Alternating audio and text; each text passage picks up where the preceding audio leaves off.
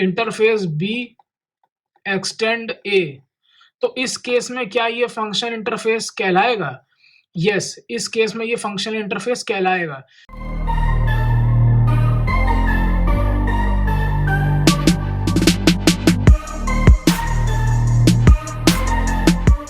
Hi guys, welcome back to the channel the coders TV.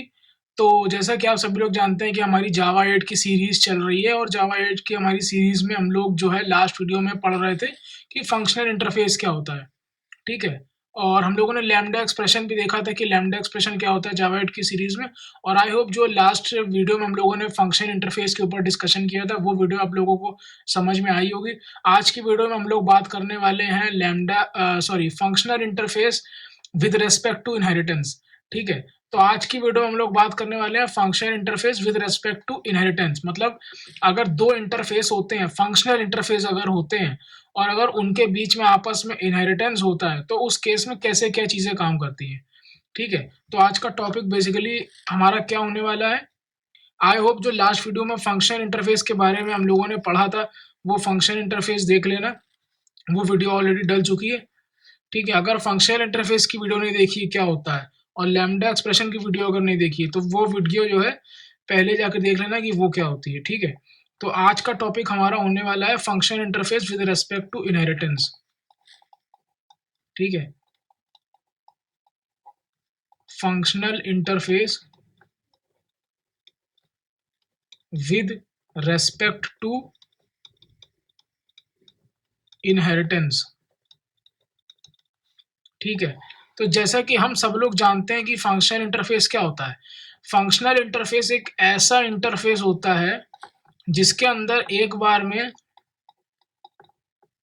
जिसके अंदर जो है एक ही एब्स्ट्रैक्ट मेथड आता है एक बार में, ठीक है। अगर लेट सपोज हमने यहाँ पर लिख दिया void m1 इस इंटरफेस के अंदर, तो एक चीज हमें पहले से पता होती है कि ये जो void m1 है ये बाय डिफॉल्ट क्या है, पब्लिक और एब्स्ट्रैक्ट है, ठीक है। बाय डिफॉल्ट ये क्या है, पब्लिक और एब्स्ट्रैक्ट है। और अगर मान लो तो अभी के लिए हम इसको कह सकते हैं कि ये फंक्शनल इंटरफेस है, क्योंकि हम लोग फंक्शनल इंटरफेस के बारे में क्या जानते हैं कि फंक्शनल इंटरफेस एक ऐसा इंटरफेस होता है जिसके अंदर एक ही एब्स्ट्रैक्ट मेथड होता है। लेकिन इन फ्यूचर अगर कोई इस इंटरफेस के अंदर एक मेथड और ऐड कर देता है तो इस केस में ये फंक्शनल इंटरफेस नहीं कहलाएगा, ठीक है। इस केस में ये फंक्शनल इंटरफेस क्यों नहीं कहलाएगा, क्योंकि इसके अंदर दो एब्स्ट्रैक्ट मेथड हो गए हैं। तो इस चीज को अवॉइड करने के लिए या फिर हम ये कह सकते हैं इस चीज को प्रिवेंट करने के लिए हम क्या कर सकते हैं कि मतलब बंदा जैसे ही दूसरा एब्स्ट्रैक्ट मेथड ऐड करे तो उसको एरर आ जाए कि दूसरा एब्स्ट्रैक्ट मेथड ऐड नहीं हो सकता। उस केस में हम ये कर सकते हैं कि इंटरफेस जो हम लोगों ने लिखा हुआ है उसके ऊपर आ करके हम लोग जो है यहाँ पर @फंक्शन इंटरफेस का एनोटेशन लगा देंगे। तो जैसे ही कोई दूसरा बंदा आएगा और ट्राई करेगा एक एब्स्ट्रैक्ट मेथड इंसर्ट करने का तो तुरंत उसको यहाँ पर जो है एरर आ जाएगी इस लाइन पे कि भाई ये फंक्शन इंटरफेस है, तुम इसके अंदर ऐड नहीं कर सकते, ठीक है। तो ये तो हमारी कहानी थी अभी तक की जो हम लोगों ने लास्ट वीडियो में पढ़ा, ठीक है। अब हम लोग बात ये करेंगे कि अगर लेट सपोज यहाँ पर आज की वीडियो हमारी होने वाली है function interface with respect to inheritance, ठीक है। If an interface extends functional interface and child interface doesn't contain any abstract method then child interface is also a functional interface, ठीक है। लेट सपोज उसके कहने का मतलब क्या है कि ये एक इंटरफेस है, ठीक है, ये एक इंटरफेस है और लेट सपोज कि हमने एक इंटरफेस और बना रखा है इंटरफेस बी, ठीक है। और यहां पर लिख दिया हम लोगों ने फंक्शनल इंटरफेस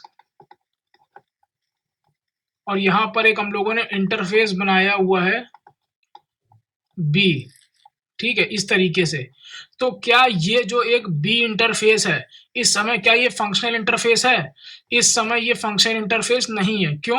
क्योंकि फंक्शनल इंटरफेस तभी होता है जब उसके अंदर एक एब्स्ट्रैक्ट मेथड होता है, ठीक है। तो हम लोग क्या करेंगे कि अगर लेट सपोज बी इंटरफेस जो है अगर वो ए इंटरफेस को एक्सटेंड कर लेता है, ठीक है, इंटरफेस बी एक्सटेंड ए, तो इस केस में क्या ये फंक्शनल इंटरफेस कहलाएगा?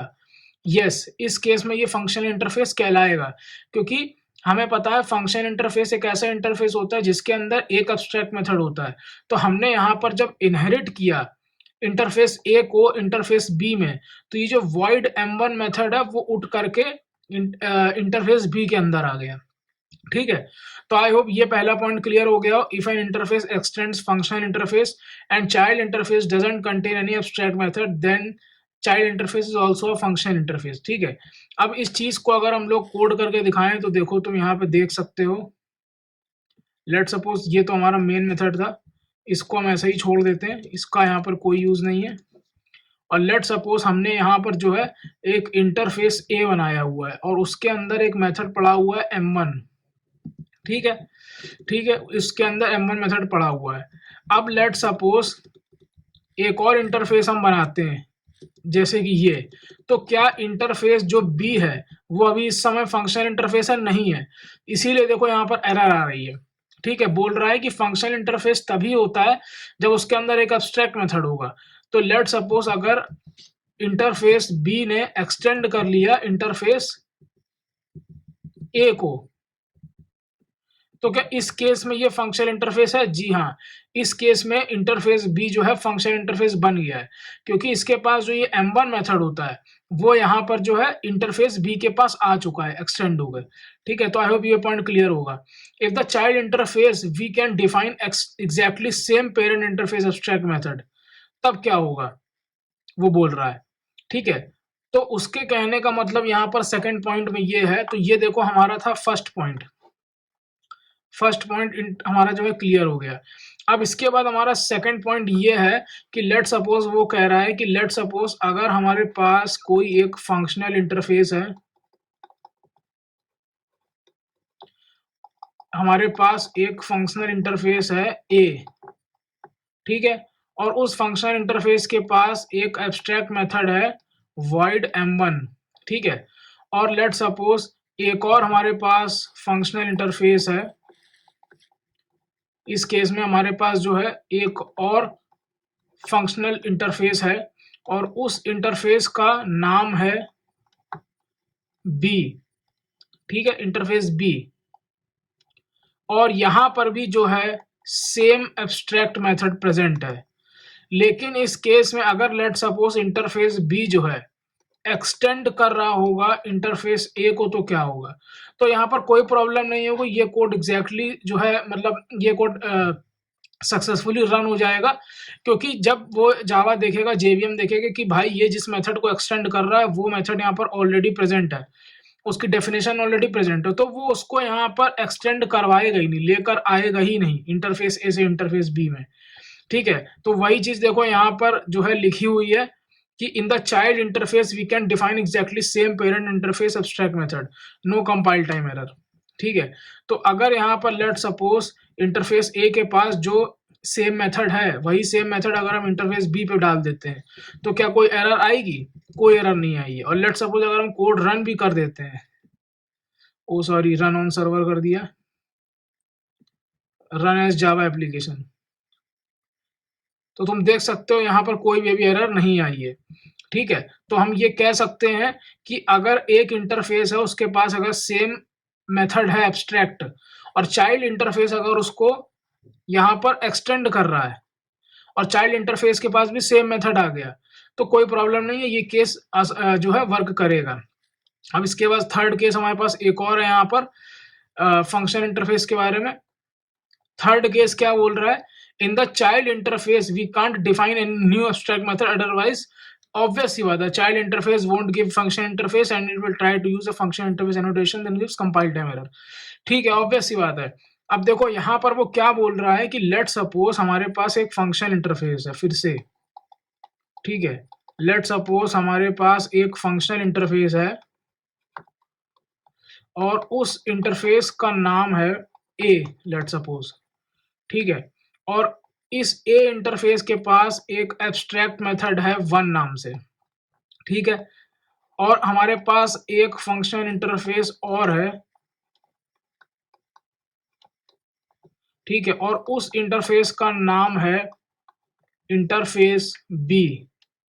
ठीक है, और इंटरफेस बी जो है वो एक्सटेंड कर रहा है इंटरफेस, या लेट सपोज अभी एक्सटेंड नहीं कर रहा है, ठीक है, और बी इंटरफेस के पास जो है मेथड है कौन सा, void टू नाम से।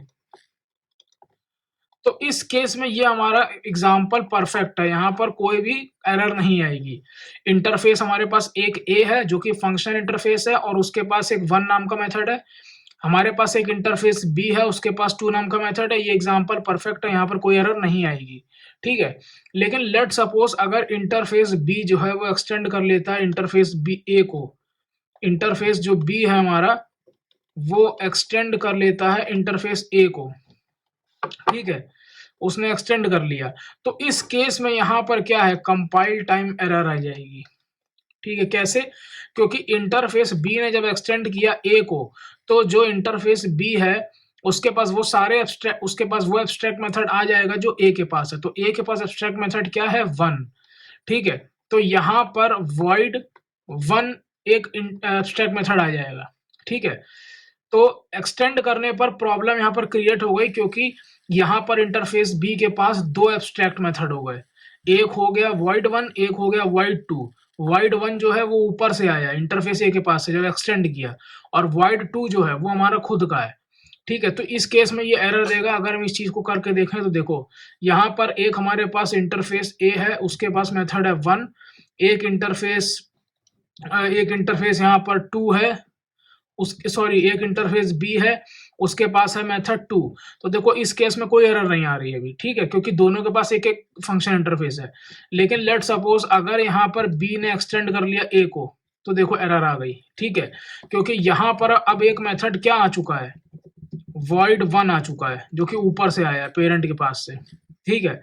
तो इसको सॉल्व करने के लिए यहाँ तरीका है, या तो फंक्शन इंटरफेस एनोटेशन हटा दो, तो ये क्या हो जाएगा, एक नॉर्मल इंटरफेस बन जाएगा, और नॉर्मल इंटरफेस के अंदर कितने भी एब्स्ट्रैक्ट मेथड हो सकते हैं, ठीक है। लेकिन अगर यहाँ पर मान लो इस तरीके से हमें सॉल्व नहीं करना है, तो यहाँ पर हमें क्या करना पड़ेगा, या तो एक्सटेंड को हटाना पड़ेगा, तो देखो सॉल्व हो गया, और या फिर हमें void टू को हटाना पड़ेगा, ठीक है, क्योंकि बेसिकली इंटरफेस फंक्शनल इंटरफेस दो एब्स्ट्रैक्ट मेथड नहीं होल्ड कर सकता है, एक ही एब्स्ट्रैक्ट मेथड होल्ड कर सकता है, तो इसलिए यहाँ पर एरर आ रही है, ठीक है। तो ये थे कुछ केसेस। तो ये देखो यहाँ पर ये वही चीज जो है कोड में लिखी हुई है फंक्शन इंटरफेस।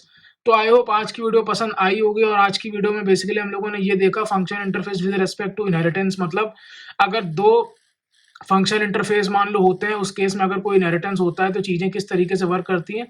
आई होप ये जावा 8 की सीरीज पसंद आ रही होगी। अब नेक्स्ट वीडियो में हम लोग डिस्कस करेंगे function interface with lambda expression, जो कि मेन हमारा जो है अब स्टार्ट होने वाला है कोडिंग। तो इसमें हम लोग ये देखेंगे कि लैम्डा एक्सप्रेशन जो होता है वो किस तरीके से टाइप बनता है फंक्शन इंटरफेस का, फंक्शनल इंटरफेस किस तरीके से टाइप बनता है लैम्डा एक्सप्रेशन का, तो हम लोग नेक्स्ट वीडियो में ये डिस्कस करने वाले हैं कि लैम्डा एक्सप्रेशन और फंक्शन इंटरफेस साथ में कैसे वर्क करते हैं। आई होप वीडियो पसंद आई होगी। अगर वीडियो पसंद आई तो प्लीज़ कमेंट सेक्शन में कमेंट करके बताना वीडियो कैसी लगी। मिलते हैं नेक्स्ट वीडियो में। Till then keep learning. Shubham Nigam signing of.